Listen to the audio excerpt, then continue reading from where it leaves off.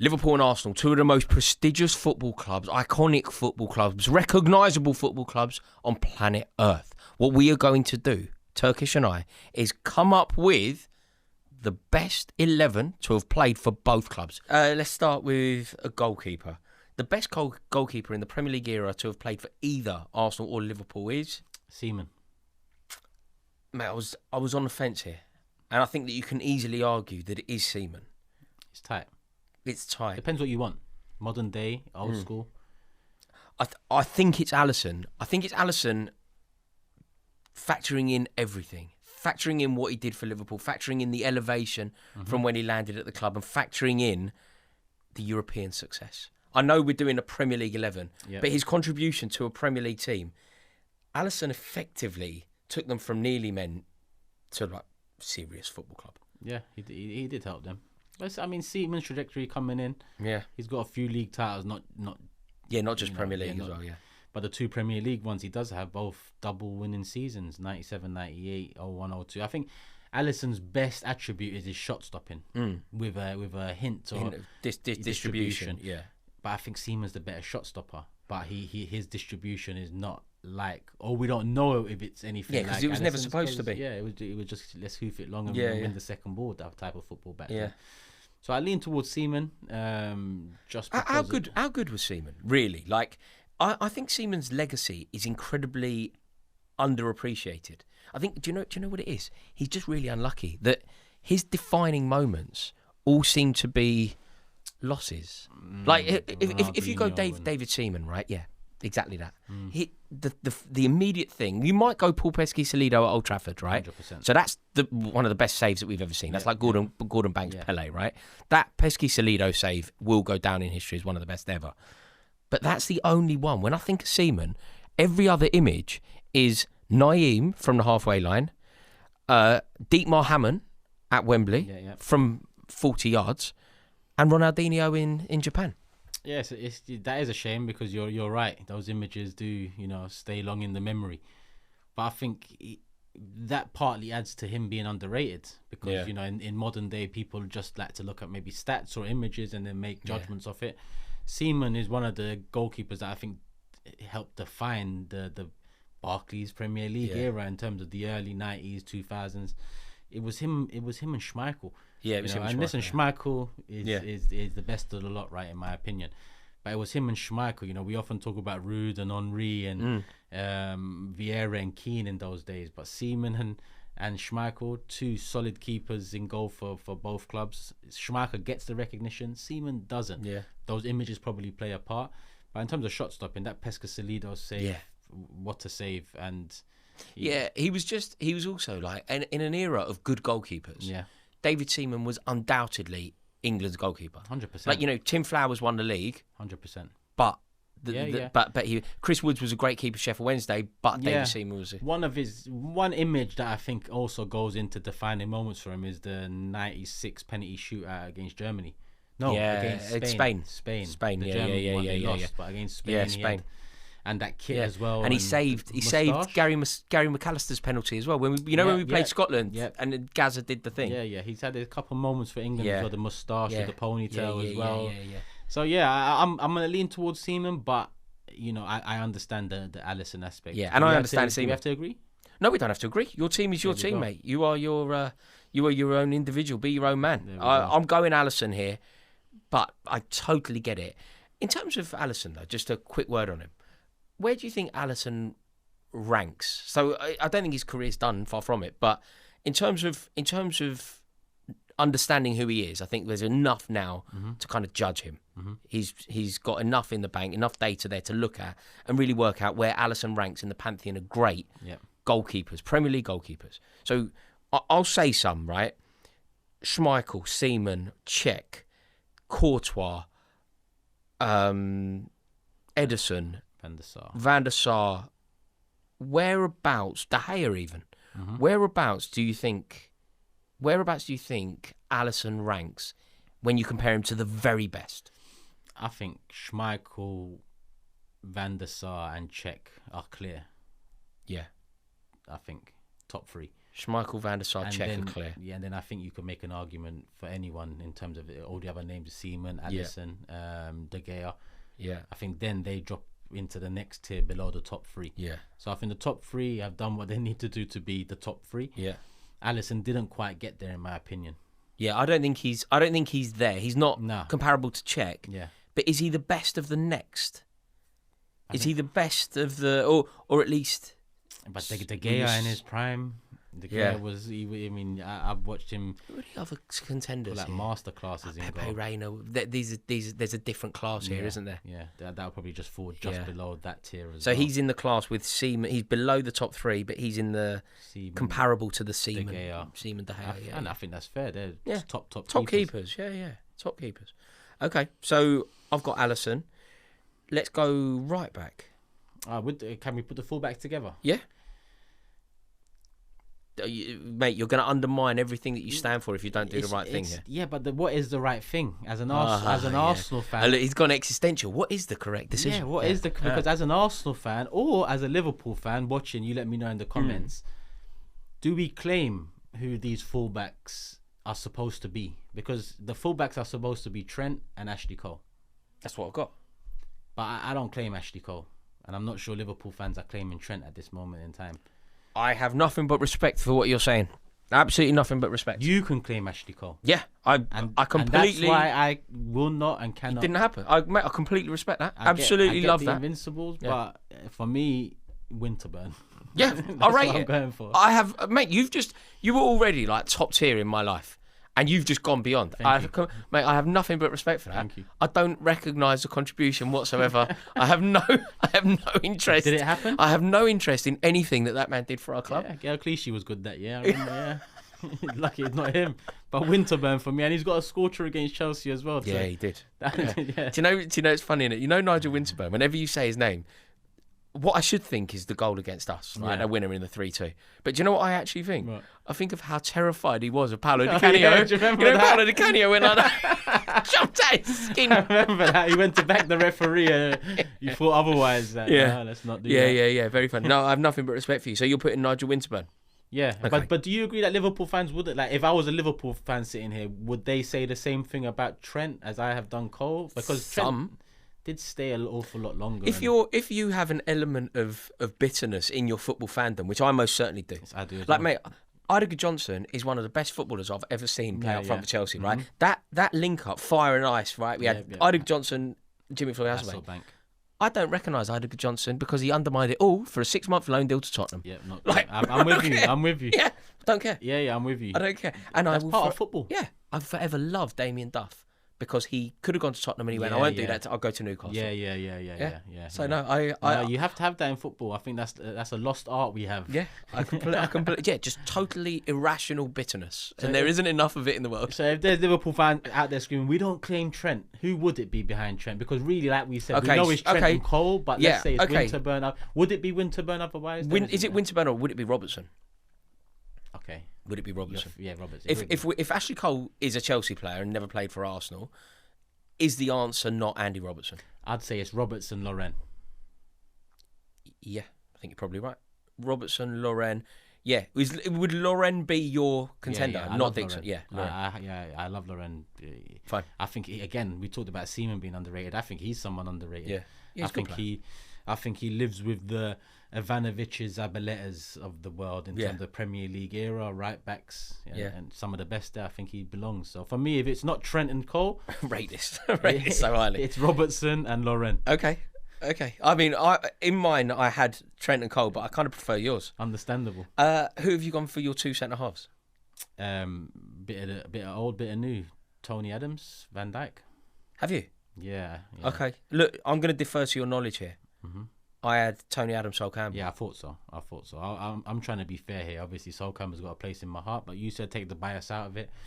And Van Dijk. Do you think Van Dijk? Let's just make this really basic. And do you know what? You would have watched Sol Campbell and have far more affection for the man than I do. Yeah. Is Van Dijk better than Sol Campbell? Yeah, I think he reached higher heights. Yeah. Fair. Yeah. Okay. But it is closer than people would think. Sol Campbell was inches away from a Champions League final winner. He was inches away from getting England into the last 8. Yeah, I mean, last 16 he had big moments. Saint Etienne. He had big moments that didn't turn out to be big moments because the team didn't go on to left Tottenham, won a double at Arsenal. Like that is in itself 100%. Went on to captain Arsenal. That's why if there's bias involved, I mean, Sol Campbell edges it. But in terms of quality for quality, I think it's close. But Van Dijk probably edges it. Do you know what? And I could have this wrong, but you know, a generation older than us, Turkish, they will talk about Des Walker. Like you'll never beat Des Walker. Yeah. I never saw it. I don't know enough about Des Walker. I watched his episode on the overlap. It was brilliant, and I remember a generation older than me going, Des Walker, man. Paul McGrath was another one. Yeah. Paul McGrath, Des Walker. You just didn't score against the team when they were on form. I never experienced it with them, but I did Sol Campbell. I remember thinking that England will win the World Cup in '98 because Sol Campbell won't allow us to not win it. Like, you know, when he is just that immense, immovable object. I don't think I ever felt like that about Van Dijk. And he was in the team of the tournament for '98 World Cup, I believe. I think the same for Euros 2000, if I'm not mistaken. Right. So, I mean, you're winning me over. Not that it takes much in this situation. The other thing as well, like, I know that this is, again, I get constantly called a nostalgia merchant, and this is tapping into that. But, mate, the players that Campbell was dealing with on a weekly basis compared to the players that Van... Like, yeah, you're not wrong. Like, you're not wrong. Week in, week out, I heard John Terry being interviewed talking about this. He was like, you had a time when Tottenham weren't a particularly good team, but their front line was like Robbie Keane, Jermaine Defoe and Dimitar Berbatov, all in the same team. Yep. And they weren't very good. And yet they had those three. You had Dimitar Berbatov at a team that was never going to win the league. Yeah. Different times. Like now, you've got Van Dijk. One of the best strikers in the league, apparently, is Ollie Watkins. Do you know what I mean? Like, yeah, very different. I'm going Campbell here. I know it's unfashionable, but I'm going to stay with my shout. I've gone Adams and Campbell. I'm going to jump in with you then. I'm going to say Campbell. So our back line is Nigel Winter. No, our back line is Andy Robertson, Loren, Tony Adams, Sol Campbell. Yeah, that's fair. Okay. And bear in mind that 01-02 team, I mean, the 03-04 achieved greatness because of the Invincibles, but that 01-02 team, a lot of Arsenal fans will, I mean, look at it and think... And I think we only lost one game that season, if I'm not mistaken. So it was amazing. Also, you had players like... It had such a blend, didn't it? Because it had like the experience, and then it had the experience and the nous that was almost instilled by the George Graham era. Yeah. And it had Nicholas Anelka. It was like a bit of everything. Yeah. By the way, before we go any further, will you please do me a massive favour? Will you please just click subscribe? Really helps me out if you would be so kind. Thank you so much. 3-man midfield? All right. All three at once? There's another. Should we just do the... Steven Gerrard's in yours, right? Gerrard's in mine. Vieira's in yours, right? Correct. That is my double pivot. Yeah. Box to box Gerrard's, but listen, Vieira was box to box himself, but in this situation, I'll put Vieira as the guard. The number 10, Bergkamp. And I know the position's changed over the years, but this is why I've made it a 4-2-3-1, because the 10 becomes more of a support striker than in a 4-3-3 where... I don't think you can do that. I think you've been cowardly. Nah, come on. Yeah. So there's no position for the best I love best Bergkamp, support mate. striker in the league then? There is, only if you're being crafty. Can't you be crafty? You can, I guess. Because think about it. I haven't seen your team, you haven't seen my team. Looking at the players I have around Bergkamp here, there isn't no one else better to facilitate for any of these three players around. I completely agree. Listen, you don't need to convince me about the brilliance of Dennis Bergkamp. Why do you think it's cowardly? Because he was big, he would go into midfield. You're being... He's not. You're being cowardly. Because a bold manager like me makes big decisions. Who have you gone for? I drop big names because I'm not. What you're doing is you're doing the Gareth Southgate. Is it Foden or Bellingham? Forget it. It's both, because he was too scared to make the decision. What I'm doing is I'm effectively going, you have one position in this formation. You have one position up front, so you have to be bold. You have to say, is it Suarez? Is it Torres? Is it Henry? Is it Bergkamp? And you have to leave out the big names. That's why I'm a better manager than you. But then it sounds like you're trying to put Henry on the left-hand side. No. Okay, so we'll get to the forward line. Let's talk number 10s then. Let's talk number 10 of facilitators. Okay, if you're going to do that formation of a number 10, I think what you need to say is we go Vieira, Gerrard, and then it's Cazorla. Or Vieira, Gerrard, and then, like, if you're going to play that, because that is being true to the positions. Like, you go Vieira, Gerrard, Rosicky. Vieira, Gerrard. Bergkamp used to burst through midfield. Okay, look, mate. Strength, power, panache. I know. Yeah, no doubt. He was very rare that I like Arsenal players, and I always liked it. Like I loved Ian Wright. I wanted Chelsea to sign Wright. I loved Bergkamp. I still to this day, only Matt Letizia will rival Dennis Bergkamp for like best collection of individual goals. I've seen anything like it. Like I think he was the only player, Bergkamp, along with Letizia, to goal of the month at the end, match of the day. They both had. Remember the song as well, right? They both are the only players to have ever had 3 goals in the top 10 that month.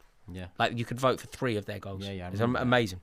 But the basis of this video, the great thing that everybody has now learned and will agree with, is that if we both ever got the Arsenal job, I'm more likely to win silverware with a top team than you. I mean, leaving that Bergkamp, I don't think you're getting anywhere. But who's your so Vieira and Gerrard are obviously in. They're in, and I'm actually struggling because I think it's. So why can't you accept? No, because it's not. But it's not Bergkamp. He's not a midfielder. The answer is potentially Xavi Alonso, potentially Santi Cazorla. No, but Xabi Alonso would be the 6. But Gerrard can play at the tip of that diamond if you want to do it. Okay, so your idea is Vieira, Xabi maybe with Gerrard number 10-ish. Yeah, I actually didn't.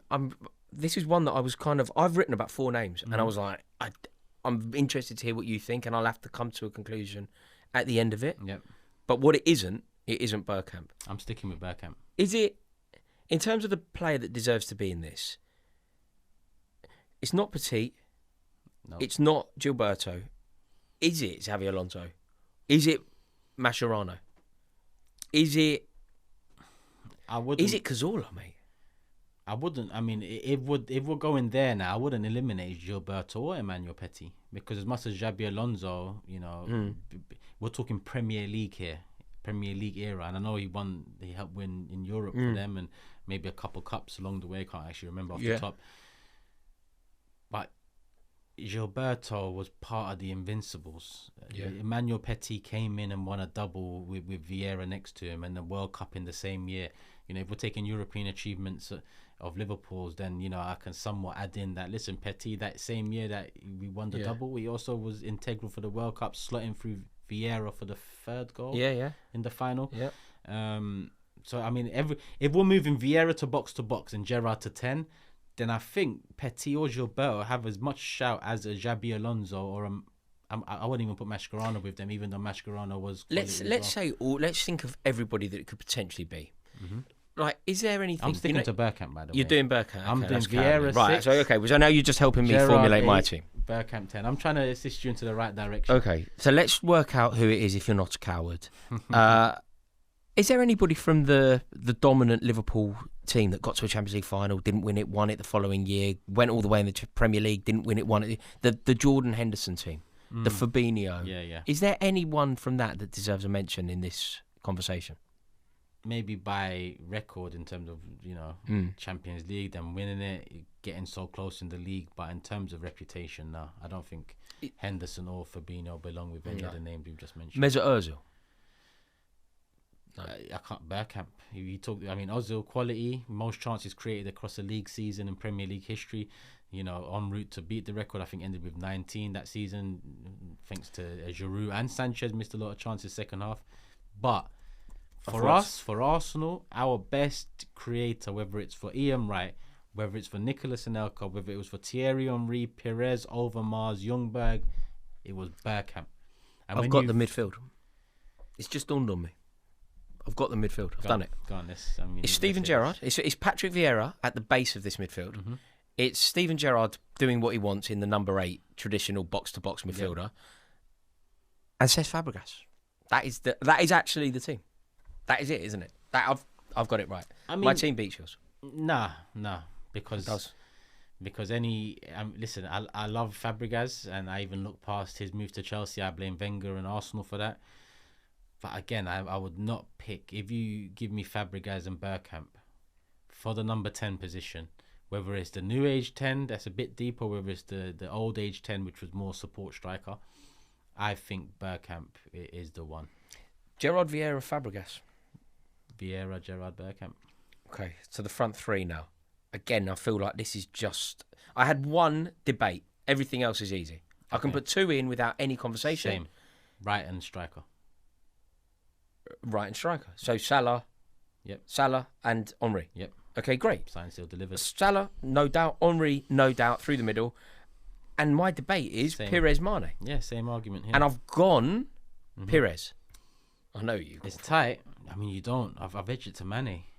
Have you really? I've edged it to Pires. I mean, I don't mind going with you again, but this is a hard one for me because I feel like Pires, it goes under the radar in terms of goal scoring wingers that modern day football it's all about. In terms of strikers are not strikers anymore, it's the wingers that are getting into it. And Pires was the first consistent double digit goal scoring winger in the league. I think he had 3 seasons back to back scoring double digits. He won 2 titles, which is one more than Mane did for Liverpool. But I just think over the years, I guess you've got to include, I mean, it's a Liverpool-Arsenal combined 11, but it's Premier League.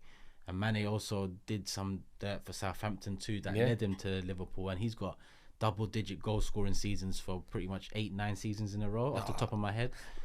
You don't need to twist my arm. You know, if this is Mane, off the back of this conversation, if it is Mane, and to anybody watching, if I've got it wrong, I've got it wrong. And I'm happy to say that Pires is and was amazing and is undoubtedly an icon.